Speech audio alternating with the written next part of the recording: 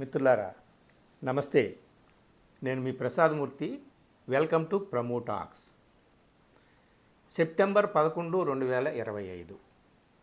జాగ్రత్తగా ఈ తేదీని మనం గుర్తుపెట్టుకోవాలి. ఈ తేదీని గుర్తుపెట్టుకోవడానికి ఇంకొక తేదీని కూడా గుర్తు తెచ్చుకోవాలి. అదేమిటి అంటే జూలై 9, 2025. సో మొదట సెప్టెంబర్ 11, 2025 తేదీ దగ్గరికి వద్దాం. సెప్టెంబర్ 11, 2025 ఈ డేటు చాలా ముఖ్యమైనదని ఎందుకు చెప్తున్నామంటే 100 సంవత్సరాలు రాబోయే అక్టోబర్ 2వ తేదీతో 100 సంవత్సరాలు పూర్తి చేసుకుంటున్నటువంటి ఆర్ఎస్ఎస్ చీఫ్ మోహన్ భాగవత్ గారి 75వ జన్మదినం 2025 సెప్టెంబర్ 11. ఈ సందర్భంగా మన ప్రధాని నరేంద్ర మోడీ ఒక అద్భుతమైన పని చేశారు. అదేమిటయ్యా అంటే అన్ని పత్రికల్లో మోహన్ భాగవత్ గారి గురించి ఆయనకు జన్మదిన శుభాకాంక్షలు చెబుతూ ఆయన కంట్రిబ్యూషన్ ఈ దేశానికి ఆర్ఎస్ఎస్కి ఆయన కంట్రిబ్యూషన్ ఏమిటి ఇవన్నీ కూడా గుర్తు చేస్తూ ఒక పెద్ద ఆర్టికల్ రాశారు Narendra Modi. First time during his 11 years tenure in prime ministership ఒక ఆర్ఎస్ఎస్ చీఫ్ని పొగుడుతూ అదే ఆర్ఎస్ఎస్ నుండి వచ్చి ప్రైమ్ మినిస్టర్ పదవి దాకా వెళ్ళినటువంటి ఒక వ్యక్తి ఆర్టికల్ రాయడం అనేటటువంటిది ఇది ఫస్ట్ టైం. అందులోనూ నరేంద్ర మోడీ మోహన్ భాగవత్ గురించి రాయడం. ఆయన ఏం రాశారు ఏమిటి అనేటటువంటిది చెప్దాం. సో దీని మీద ప్రతిస్పందన ఎలాగూ వ్యక్తమవుతుంది. ముఖ్యంగా ప్రతిపక్షాలు, అంతకంటే ముఖ్యంగా కాంగ్రెస్సు, మేధావులు, విశ్లేషకులు, సోషల్ మీడియా ఇన్ఫ్లుయెన్సర్స్ ఎవరెవరో ఏమేమో మాట్లాడతారు. మనం ఈ డేట్ని ఇట్లా ఒకసారి ఇలా గుర్తు తెచ్చుకుందాం. ఇది 75 years కంప్లీట్ చేసిన శుభ సందర్భంలో నరేంద్ర మోడీ మోహన్ భాగవత్ గారికి అభినందనలు చెబుతూ ఒక పెద్ద ఆర్టికల్ రాశారు. ఆ ఆర్టికల్ ఏదో ఎక్స్లో ట్వీట్ చేయడం కాదు, ఆ ఆర్టికల్ చాలా పెద్దది. అది ఇంగ్లీషు, హిందీ భాషలోని అన్ని ముఖ్య పత్రికల్లోనూ, రీజనల్ లాంగ్వేజెస్లోని అన్ని ముఖ్య పత్రికల్లోనూ వచ్చింది. సో ఇది ఎందుకు చర్చనీయాంశమైందయ్యా అంటే ఇప్పుడు మనం జూలై 9, 2025ను కూడా గుర్తు తెచ్చుకోవాలన్నాం కదా. ఎందుకు గుర్తు తెచ్చుకోవాలంటున్నానంటే ఇదే మోహన్ భాగవత్ జూలై 9వ తేదీ 2025 నాడు ఆర్ఎస్ఎస్ హెడ్ క్వార్టర్స్లో మాట్లాడుతూ 75 ఏళ్ల వయసు ఉందే, ఆ వయసు మన మీదకు వచ్చినప్పుడు మనం పక్కకు తప్పుకోవాలి అని చెప్పాడు. చూడండి, ఆయన నోటితో ఆయన అన్న మాటే, కానీ ఆయన తప్పుకోలేదు. ఆ తర్వాత ఏం జరిగిందనేది తర్వాత చెప్దాం. సో జూలై 9 తర్వాత సెప్టెంబర్ 11 ఈ మధ్యకాలంలో ఉన్నటువంటి జూలై, ఆగస్టు, సెప్టెంబర్ ఈ మధ్యకాలంలో ఉన్నటువంటి ఈ 2 నెలలు, ఈ 2 నెలల కాలంలో ఏం జరిగిపోయింది? చాలా చాలా జరిగాయి. సరే, ఇది ఎవరి రాజ్యాంగంలో ఏమి రాసి పెట్టుకున్నారు ఏమిటి అనేటటువంటిది రాజ్యాంగంలో రాసి పెట్టుకున్నారా, పార్టీ రాజ్యాంగంలో రాసుకున్నారా అనేటటువంటిది కాదు. కానీ ఇది ఆయా పార్టీలకు సంబంధించినటువంటి వ్యవహారం, ఆయా వ్యక్తులకు సంబంధించినటువంటి వ్యవహారం, ఆయా వ్యక్తుల యొక్క మేధో శారీరక దార్ఢ్యానికి, దృఢత్వానికి సంబంధించింది. అది వాళ్ళు ఎంతకాలమైనా పనిచేయవచ్చు, అది మనకు అనవసరం. కానీ తానే అన్న మాటని తానే పక్కన పెట్టాడు మోహన్ భాగవత్. తన గురించి పక్కన పెట్టాడా లేదా మరెవరి గురించి అయినా ఆ మాటను పక్కన పెట్టాడా? ఏ మాట? 75 ఏళ్ల వయసు వచ్చిన తర్వాత మనం పక్కకు తప్పుకోవాలి అని. తహల్కా మచిగయ అంటామే, భూకంపం పుట్టింది ఆ మాటతో. ఎక్కడ పుట్టింది? బీజేపీ అగ్రనాయకత్వం సింహాసనం కింద పుట్టింది. అమ్మో ఇలా అయితే ఎలాగని చెప్పేసి అల్లకల్లోలం అయిపోయింది. ఆ తర్వాత బీజేపీ హెడ్ క్వార్టర్స్ నుండి ఆర్ఎస్ఎస్ హెడ్ క్వార్టర్స్కి, ఆర్ఎస్ఎస్ హెడ్ క్వార్టర్స్ నుంచి బీజేపీ హెడ్ క్వార్టర్స్కి మంతనాలు, మల్లగుల్లాలు అన్నీ జరిగిపోయాయి. ఆ తర్వాత గుప్చప్ సాంబార్ బుడ్డి మోహన్ భాగవత్ మళ్ళీ 75 సంవత్సరాల మాట ఎత్తలేదు. సో ఇషారా అంతా ఎక్కడ, సూచన అంతా, ఆయన సంకేతం అంతా ఎక్కడ, నరేంద్ర మోడీ మీద కదా. ఇప్పుడు నరేంద్ర మోడీకి ఇదే సెప్టెంబర్ 17వ తేదీన 75 సంవత్సరాలు నిండుతున్నాయి. మోహన్ భాగవత్ లెక్క ప్రకారమే ఆ ప్రకారం వెళ్ళాలంటే ఈయన రిటైర్ అయిపోవాలి. సరే, మోహన్ భాగవత్ కూడా కాదండి, ఇదే బీజేపీలో చాలామంది నాయకులు, మురళీ మనోహర్ జోషి కావచ్చు, యశ్వంత్ సిన్హా కావచ్చు, కల్రాజ్ సింగ్ కావచ్చు, యడ్యూరప్ప కావచ్చు, సుమిత్రా మహాజన్ కావచ్చు, శాంతాకుమార్ కావచ్చు, ఎల్కే అద్వానీ కావచ్చు, లిస్టు చాలా ఉంది. వీళ్ళందరూ కూడా అదే cut off mark age 75 years age ముందు కానీ దగ్గర కానీ దిగిపోవడం కానీ పదవి నుంచి దింపివేయడం కానీ జరిగింది. ఇది బీజేపీలో అలిఖిత రాజ్యాంగంగా అమలు జరుగుతూ ఉంది. సో దీని ప్రకారం మోడీ కూడా వైదొలగవచ్చు అనేటటువంటిది ఊహాగానాలు ఇప్పటి వరకు ఉన్నాయి. ఇప్పుడు రేపు 17 ఏం చేస్తారో మనకు తెలియదు, కానీ మొత్తానికి అలా జరగడానికి వీలు లేనట్టుగా వ్యవహారం జరగాలి. కాబట్టి మోహన్ భాగవత్ గారు ముందు మాట్లాడకూడదు. కాబట్టి అంతా చుప్చాప్ సాంబార్ బుడ్డిలాగా అయిపోయింది. ఇప్పుడు మోహన్ భాగవత్ 75 ఇయర్స్ వచ్చిన సందర్భంగా ఆయన 75th బర్త్డే రోజునే బ్రహ్మాండమైన ఆర్టికల్ ఈయన రాశారండి ఈరోజు. సో దీన్ని బట్టి మోహన్ భాగవత్ మౌనంగా ఉండిపోవడాన్ని బట్టి, అలాగే సెప్టెంబర్ 17 నాడు ఆయనకు 75 ఏళ్ళు నిండుతాయని ఈ ప్రతిపక్షాలన్నీ చాలా ఆనందపడిపోతున్నట్టున్నాయి. ఆయన పూర్తి పదవీకాలం ప్రధానిగా ఉంటాడు, అంతేకాదు ఆయన జీవిత పర్యంతము కూడా మాకు నేతృత్వం వహిస్తాడు పార్టీకి అని చెప్పేసి అమిత్ షా కంగారుగా చెప్పాడు కదా ఇటీవలనే. కాబట్టి అంత పెద్ద మార్పులు ఏమీ జరగబోవు అనేటటువంటిది మనకు అర్థమవుతుంది. అయితే దీని మీద వాళ్ళు అంటే తమ దాకా వచ్చేసరికి రాజ్యాంగము కాదు, శాసనాలు కాదు, తామే నిర్ణయించినటువంటి నిర్ణయాలు కాదు, తాము జారీ చేసిన ఆదేశాలు కాదు, ఏమీ పనిచేయవు తమ దాకా వచ్చేసరికి అని చెప్పి ఇక్కడ ఒకటి నిరూపితమవుతుందండి.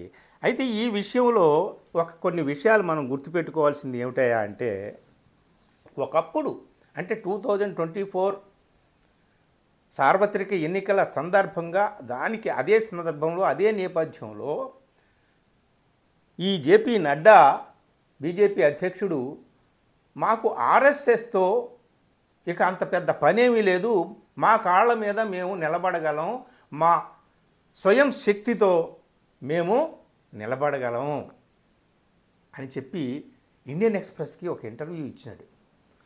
ఆ తర్వాత చాలా వాళ్ళ మధ్య డిస్ప్యూట్ ఉంది అని, ఘర్షణ వాతావరణం ఉందని, బీజేపీకి ఆర్ఎస్ఎస్కి మధ్య చాలా మళ్ళీ కూడా లోపల తెర వెనక ఏం జరిగిందో లేదో తెలియదు, కానీ అంతా ప్యాచప్ అయిపోయింది. దాని రిపర్కషనే మోహన్ భాగవత్ 75 ఇయర్స్ గురించి చెప్పినటువంటి మాట. సో తర్వాత అంతా కూడా ప్యాచప్ వర్క్ అంతా కూడా బ్యాక్ డోర్స్లో బాగానే జరిగినట్టున్నాయి. ఇప్పుడు మోహన్ భాగవత్ గారు గుర్తొచ్చారు నరేంద్ర మోడీ గారికి. సరే, నరేంద్ర మోడీ గారు ఎప్పుడూ లేనిది 11 ఏళ్లలో, మరి ఈ 11 ఏళ్లలో 11 సార్లు ఆయనకి జరిగిందిగా, జన్మదినోత్సవం జరిగిందిగా, కానీ ఆయన ఎప్పుడూ ఆర్టికల్ రాయలేదు, ఏం చేయలేదు. సో ఇప్పుడు ఆయన ఏం చెప్తున్నాడయ్యా అంటే, ఫస్ట్ ఆఫ్ ఆల్ ఇక్కడ మనం గుర్తు తెచ్చుకోవాల్సింది, ఆయన నరేంద్ర మోడీ ఈ సందర్భంగా ఏమన్నారు మోహన్ భాగవత్ గురించి చాలా జాగ్రత్తగా గమనించాలి మనం. అంటే ఇక్కడ ఆర్ఎస్ఎస్ లేకుండా బీజేపీ నిలబడలేదు, బీజేపీ లేకుండా ఆర్ఎస్ఎస్ నిలబడలేదు, మధ్యన సయోధ్య కుదిరిపోయింది, అంత ప్యాచప్ అయిందని మనకు అర్థమవుతుందన్నమాట. ఈ లేఖతోనే కాదు, ఆగస్టు 15 మొట్టమొదటిసారిగా ఒక ప్రధాని రెడ్ ఫోర్ట్ మీద నిలబడి ఆర్ఎస్ఎస్ని కీర్తిస్తూ, గొప్పగా అభివర్ణిస్తూ మాట్లాడినటువంటి సందర్భం కూడా చూసాం మొన్న ఆగస్టు 15న. అంత సడన్గా ఎప్పుడూ లేనిది ఆర్ఎస్ఎస్ గురించి ఎర్రకోట మీద నుంచి ప్రధాని మాట్లాడడం, అదునా నరేంద్ర మోడీ అక్కడి నుంచి మాట్లాడాడు, ఆర్ఎస్ఎస్ యొక్క గొప్పతనాన్ని కీర్తిస్తూ మాట్లాడాడు. ఆ తర్వాత ఇప్పుడు నిన్న అంటే సెప్టెంబర్ 11 మోహన్ భాగవత్కి గురించి ఆర్టికల్. ఆ ఆర్టికల్లో ఆయన ఏం రాశాడంటే ఫస్ట్ పాయింట్, ఈయన 2009 నుంచి మోహన్ భాగవత్ ప్రచారక్ నుంచి ఆర్ఎస్ఎస్ ప్రచారకగా మొదలై ఇప్పుడు ఆర్ఎస్ఎస్కి అధినేతగా, అలాగే ఆర్ఎస్ఎస్ ప్రచారకగా మొదలై నరేంద్ర మోడీ ఇప్పుడు దేశానికి ప్రధానిగా ఉన్నారు. ఇద్దరు ఈ దేశాన్ని నిర్వహిస్తున్నటువంటి 2 శాఖలకు అధినేతలు అన్నమాట.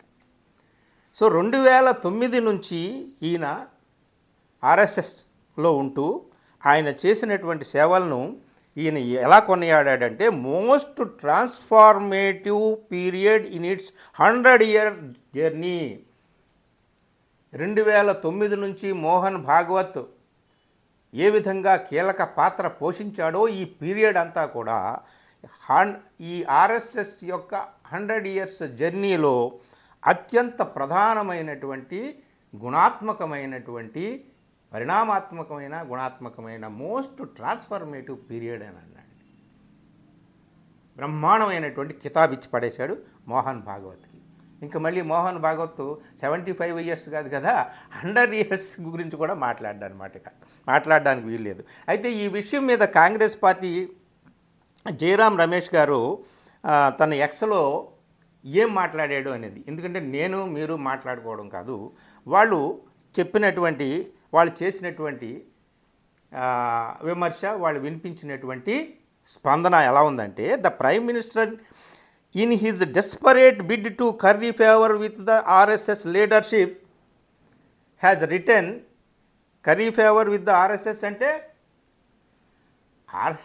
ఆ ఎదుటి వ్యక్తిని మన స్వప్రయోజనం కోసం ఎదుటి వ్యక్తిని కీర్తించడం అన్నమాట కర్రీ ఫేవర్ అంటే. సో అలాగా తన హిడెన్ ప్రయోజనాలు ఏవో ఉంటాయి కదా, వాటి కొరకు ఈ నరేంద్ర మోడీ గారు ఆర్ఎస్ఎస్ చీఫ్ని పొగుడుతూ ఉత్తరం రాశారు అని చెప్పి PM has recalled that it was on September 11, 1893 the Swami Vivekananda gave his immortal speech in Chicago. ఈ సందర్భంగా ఆర్ఎస్ఎస్ చీఫ్ను పొగుడుతూ నరేంద్ర మోడీ తన ఆర్టికల్లో స్వామి వివేకానంద September 11 మహత్వం గురించి ఆయన చెప్పాడనమాట.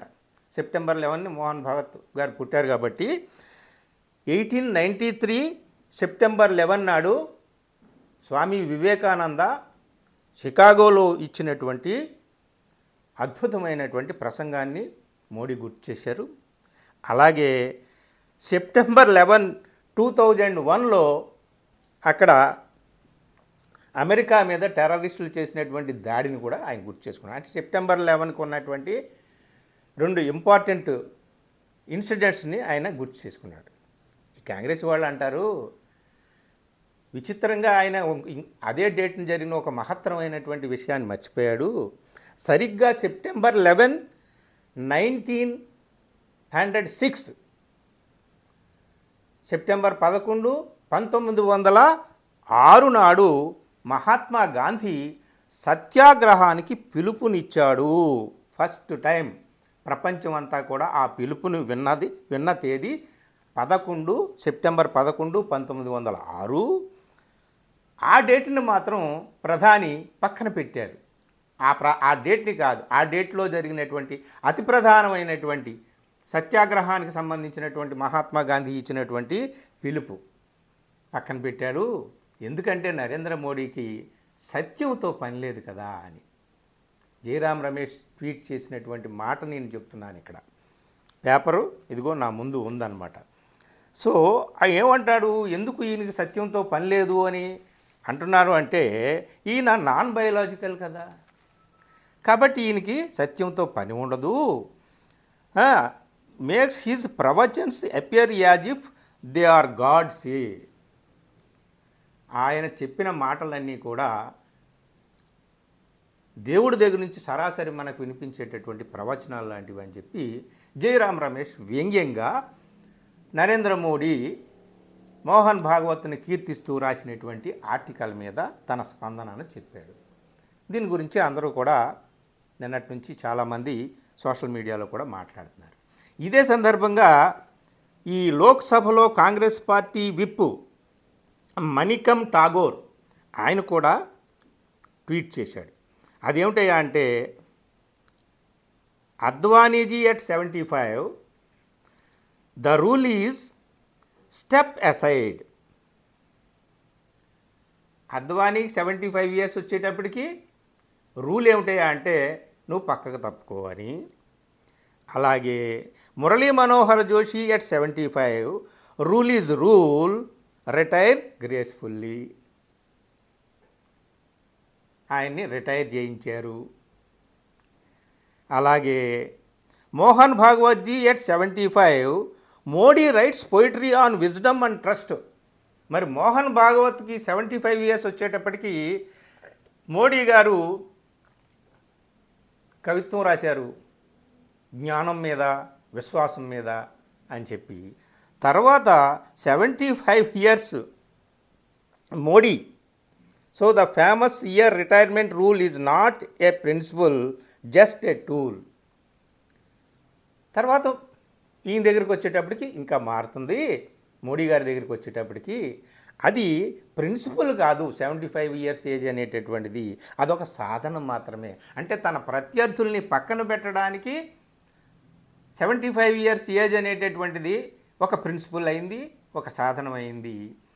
దాన్ని తమకు వాడుకోవడానికి ఏజ్ అనేటటువంటిది ఒక పరిపూర్ణమైనటువంటి ఆయుధంగా కూడా మారుతుంది అనేటటువంటిది ఒకటి. ఈయన చివరికి చెప్పింది ఏమిటయ్యా అంటే, అద్వానీకి, మురళీ మనోహర్ జోషికి, యశ్వంత్ సిన్హాకి, అందరికీ అప్లై చేసినటువంటి రూలు మరి మోహన్ భాగవత్కి అప్లై అవ్వలేదు. ఆయన దగ్గరకు వచ్చేటప్పటికి ఆ రూల్ని బెండ్ చేశారు, కొంచెం సవరించారు. అదే రూలు వచ్చేటప్పటికి ignore it for Modi. Modi దగ్గరికి వచ్చేటప్పుడు ఆ రూల్ని పూర్తిగా పక్కన పెట్టేసేయండి అని చెప్పి లాస్ట్లో ఏమన్నాడయ్యా అంటే, మోడీ రాసిన ఈ లెటర్ ఏవైతే ఉందో మోహన్ భాగవత్ని కీర్తిస్తూ ఆయన యొక్క contribution for the RSS and for the country, అది ఏం చెప్పాడయ్యా అంటే, a long essay in praise of Bhagwatji is nothing but Modi's insurance policy అన్నాడు. అది మోడీ భాగవత్జీ మీద రాసినటువంటి ఆ సుదీర్ఘ వ్యాసము ఒక ఇన్సూరెన్స్ పాలసీ పత్రంలాగా ఉంది. అంటే తన ఏజ్కి సంబంధించి తాను ప్రకటించుకున్నటువంటి ఇన్సూరెన్స్ పత్రంలాగా ఉంది అనేటటువంటిది.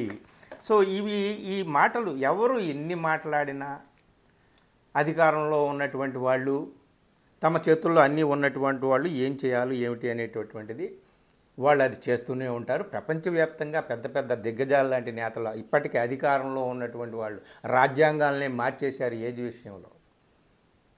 పుతిన్ని చూసుకోండి, జిన్పింగ్ని చూసుకోండి, మొత్తం రాజ్యాంగాన్ని మార్చారు వాళ్ళు ఉన్నంతకాలం పదవిలో ఉండడం కోసం. సో ఇవన్నీ కూడా గుర్తుపెట్టుకోవాలి. ఇక్కడ 100 ఇయర్స్ ఎప్పుడు పూర్తవుతుంది ఆర్ఎస్ఎస్కి? October 2 నాడు. October 2 అలాగే విజయదశమి. ఆ సందర్భంగా 100 సంవత్సరాల 100 వసంతాల ఉత్సవం ఆర్ఎస్ఎస్కి జరుగుతుంది. ఈ లోపుగానే మోడీ 75 ఇయర్స్ బర్త్డే కూడా అవుతుంది. October 2 గాంధీ జయంతి, శాస్త్రీజీ జయంతి, ఇవన్నీ కూడా ఉన్నాయి. ఇవన్నీ కూడా మనం గుర్తుపెట్టుకోవాలి. ఏది ఏమైనప్పటికీ కూడా మిత్రులారా, 75 ఇయర్స్ ఏజ్ దగ్గరకు వచ్చేటప్పటికి వ్యతిరేక స్వరాలు వినిపించినటువంటి మోహన్ భాగవత్ కూడా తన గురించి కూడా తాను మర్చిపోయి మోడీ పదవిని కాపాడడం కోసమే తాను చెప్పిన మాటనే మళ్ళీ తాను మర్చిపోయి యథాస్థితిగా తాను కూడా పదవిలో అలా కొనసాగుతూ ఏమీ లేవు, నియమాలు ఏమీ లేవు, వ్యక్తులే ప్రముఖం, వ్యక్తులే ప్రాధాన్యం అని చెప్పడానికి ఆయన నిశ్శబ్దంగా మౌనంగా ఉండిపోయాడా ఏమిటి అనేటటువంటిది అనిపిస్తోంది.